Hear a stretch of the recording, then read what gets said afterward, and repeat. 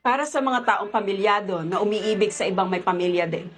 Yung lagi nagme-message sa akin kung ano yung tamang gawin nila. Kung tama bang sundin, iwan yung pamilya at sundin yung puso nila para maging masaya sila. Hindi ko kayo maisa-isa, pero ito ang sagot ko sa inyo. Bakit ninyo gagawin yung isang mali na alam na ninyo sa una pa lang ay mali na? Ito yung realidad. May mga pamilya kayo. May pamilya yung kinabitan ninyo. May asawa at anak kayo. Bakit ninyo ipagpatuloy ang isang mali na alam ninyong ikapapahamak ng sarili ninyo? Ikakasira ng pamilya ninyo, ikakasira ng kinabukasan ng anak ninyo, at ikakasira ng kinabukasan ng kinabitan ninyo. Huwag mong sabihin sa akin na hindi ka na masaya. Kasi may mga araw din na hindi na masaya ang partners ninyo. Pero nagtitiis sila. May mga araw na papagod sila. May mga araw na sukong-suko na sila. Ayaw na nila sa inyo. Pero iniindan nila para mabuo lang yung pamilya ninyo. Kung hindi nyo lang din pala kayang panindigan ang buhay may asawa, dapat hindi na kayo nag-asawa. Huwag ninyong isipin yung puso ninyo this time. Kailangan ninyong isipin yung mga anak ninyo dito. Hindi lang kinabukasan ng anak ninyo ang nakataya dito. Kinabukasan ng pamilya ng mga kinabitan ninyo. Huwag din ninyong gawin, ipagpatuloy yung isang mali dahil pagsisisihan ninyo yan sa huli. Marami nagbe-message sa akin kung paano sila babangon dahil iniwan nila yung pamilya, pinili yung kabit. Pero nasan? Iniwan sila ng mga kabit nila. Gets? So gusto kong pag-isipan ninyo to. Binigyan nyo na ba ng chance sa mga partners ninyo? Alam ba nila kung ano yung ayaw ninyo para maayos o makorek yung behavior nila? Para sabihin mo na hindi mo na mahal? Bakit mo nasasabing hindi mo mahal? Kasi ongoing na yung trouble sa relationship ninyo, pero nakikipag-entertain ka sa iba. Yung attention mo, nasa kabit mo. Una pa lang, alam mo may asawa ka. Bakit ka nakikipag-entertain sa iba? Kaya lalo kang nafo-fall doon sa kabit mo. Dahil sinasabi ninyo, yung mga problema ninyo sa isa't isa, instead sa partners ninyo sabihin at ayusin, sa mga kabit ninyo. Kaya nahihirapan kayong kumalas. At pinapairan nyo itong puso ninyo kaysa sa dito. Hindi ako makapagpabago ng desisyon ninyo at hindi ako makapagpabago ng buhay ninyo pag mali yung mga desisyon ninyo. Pero isasampal ko yung realidad dito. Hindi ka binata at dalaga. May asawa ka na. May anak kang binubuhay.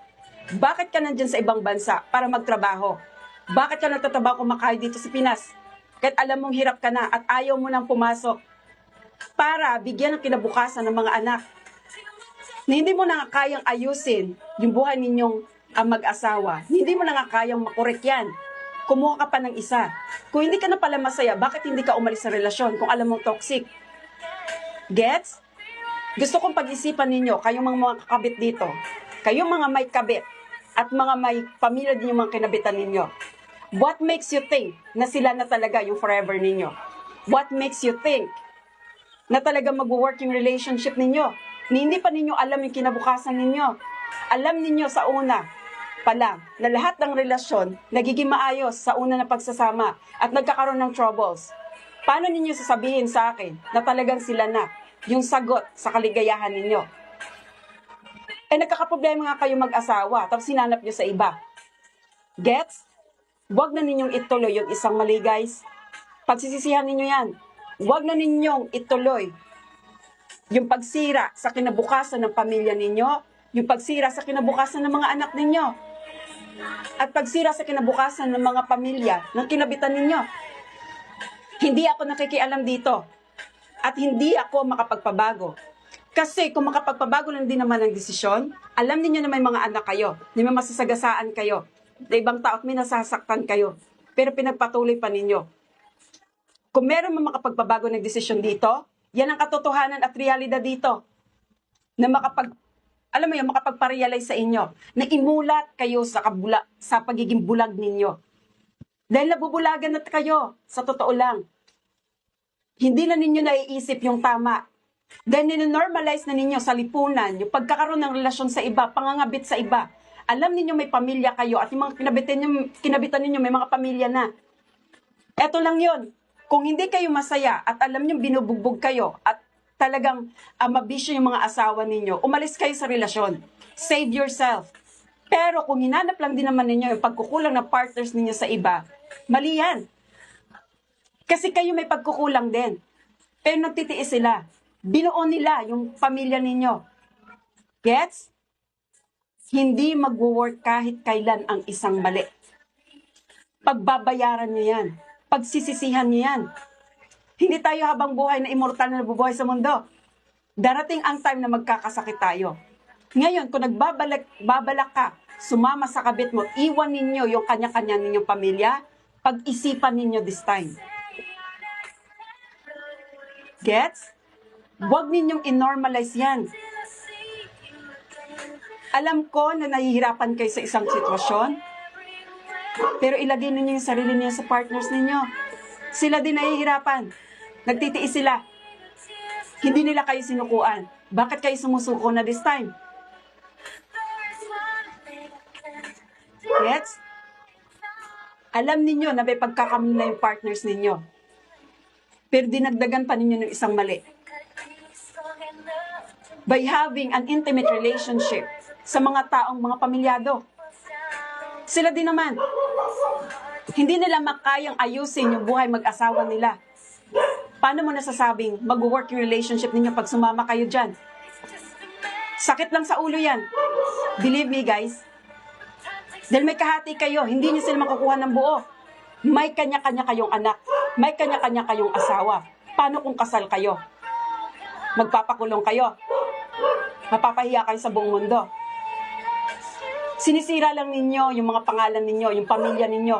Sinisira ninyo yung dignidad ng mga anak ninyo. Di ba rin nasa dignidad ninyo? Dahil una pa lang nakipag-chat ka, nakipag-entertain ka, sinira ninyo yung mga sarili ninyo.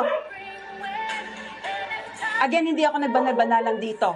Pero isasampal ko sa inyo yung realidad dito.